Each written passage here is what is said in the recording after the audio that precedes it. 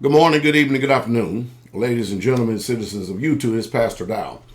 During the election, I believe it was, yes, let me see, or at least, let me see, the election was November the 8th, or the voting was. That weekend, I was pretty much gone. I was gone Friday, Saturday, Sunday, and Monday.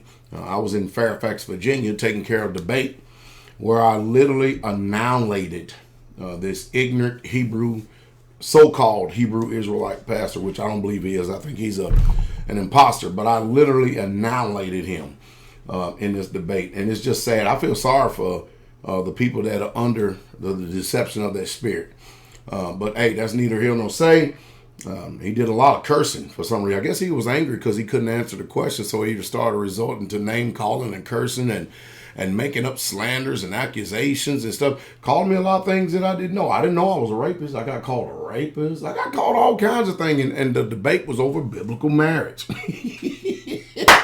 Oh, anyway, it's neither here nor say, but this video is about, and by the way, all the straightway, we will be returning those curses to that community and that man. I promise you that. But this video is about the disappointment that I have been seeing over the internet. But I'm not surprised. I'm not surprised at all. You know, again, people try to tell me over and over again that racism doesn't exist. And I totally disagree.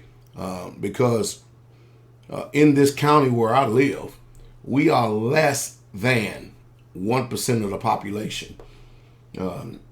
And they do not do racist acts in front, of our eyes, face to face right here. They're always a soft form, painting mailboxes or going and painting our neighbor's stuff, or painting and putting graffiti and destroying public property on bridges and stuff like that. And I'm not saying that, again, I'm not painting a whole brush, a broad brush that the whole entire county this way. But I don't ever hear the county coming out in any condemnation whatsoever at all in the local newspapers. I never hear the sheriff's department, the police department, the mayor, or anybody condemning these heinous acts. So therefore, their silence to me is a consent to an agreement. We ask for certain things to get done. For instance, the road and stuff, it takes years for it to get done. So racism happens in many different ways and forms. The other day, I asked Elder Doug to call a particular business over here in Red Bowling Springs because we was looking at wanting to get a portion of the land paved, and they said it would come and never showed up. That's neither here nor say. There's many people that live outside of this county that be willing to take our business and willing to have our business and our money. But what I'm saying is that racism masks itself in many different forms in many different ways. And what we're seeing since Donald Trump has been elected president, we're really truly seeing the true colors of a lot of people in this country. Now, the one way that all of us will be able to know if Donald Trump is a racist or not, we'll see how diverse his cabinet is. We'll see if he has any blacks on his cabinet in any positions of authority. And that will pretty much tell the story if he's racist or not. We'll see some of the policies that he's done.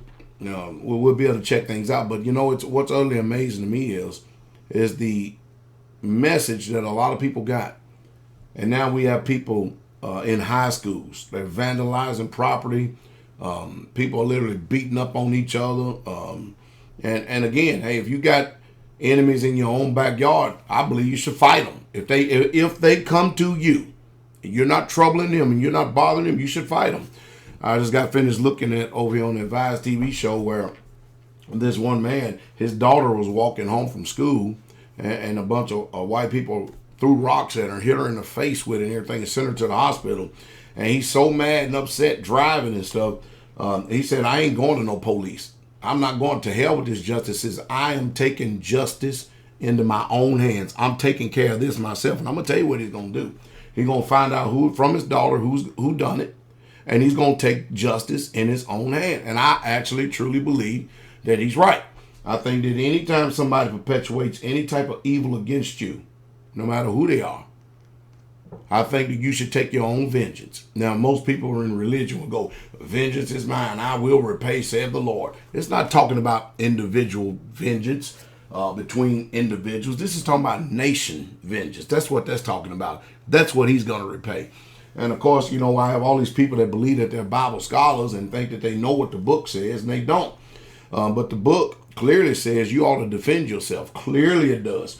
And if it didn't, Jesus would have never told you in Luke 22:36 to go get a sword, which you should be carrying one every day. You see, now, since racism is definitely on the rise, and racism has reared its ugly head here in the United States of America, I think that you should arm yourself. You should defend yourself.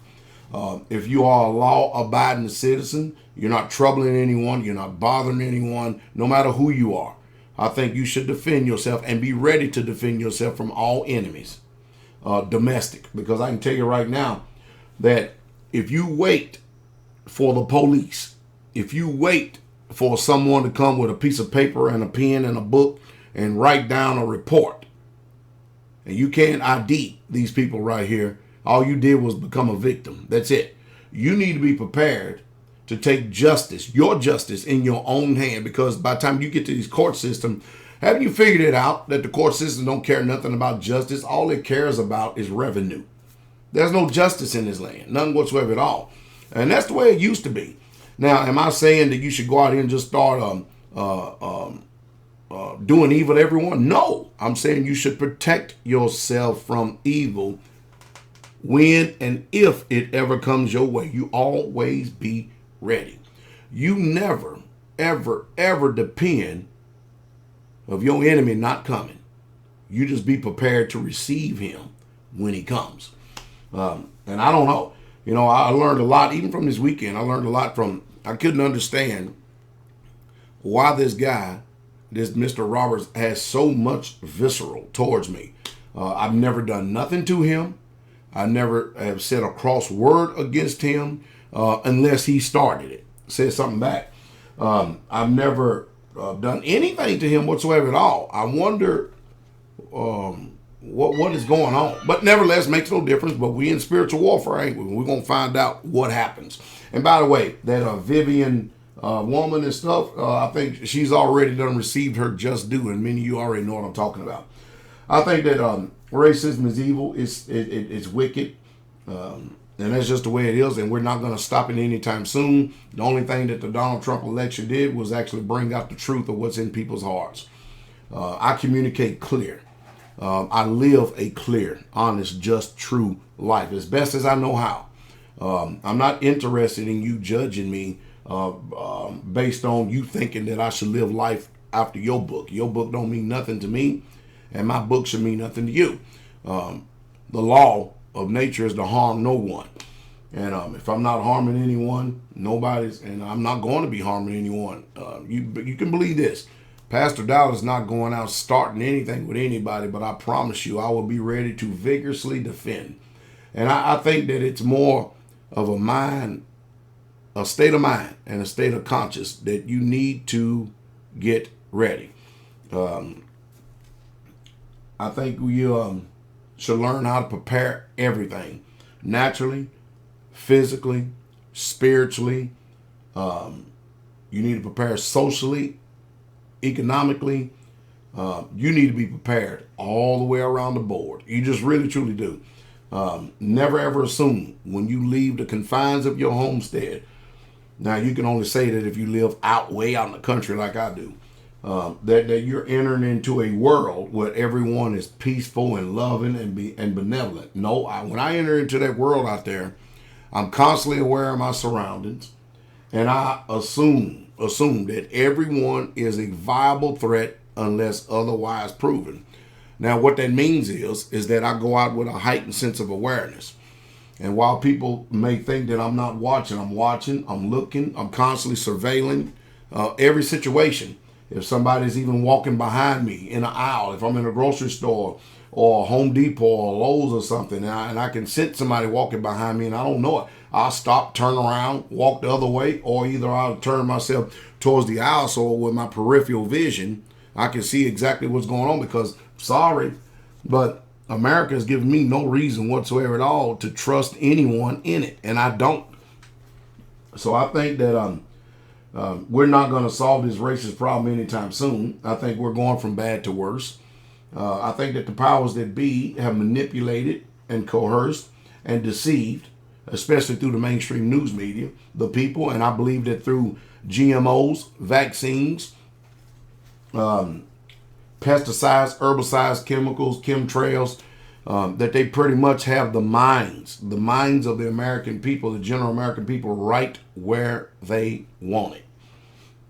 And the only way you're going to be able to break free and get free of that is you've got to come out. You literally have got to come out. It was my honor to be able to meet a lot of you for the first time. I met probably 50 brand new people in Fairfax, Virginia, and it was my honor to meet each and every last one of you. I hope that you stay connected. It was a joy to see your face. I truly love talking with people and socializing with. I really truly do, and I thank you for those of you who are able to stomach and come back for the second half of the debate, because you get to see what someone functions like and looks like when they're void of the Ruah and Yah's done with them, finished with them. I think the only thing I can give Yah the glory for is that his gene pool is going to be terminated once he's gone. I mean, that I can rejoice in. I can. Because I tell you, can you imagine having another one of him on this earth? Oh, jeez. But anyway, y'all be encouraged, each and every last one of you. And just remember, protect protect yourself, protect your family, and always be ready. Because you never know. You do not get to pick the day, the time, or the hour when evil comes your way. But you should be responsible and be prepared and be ready. And that's the truth, and that's the true straight way.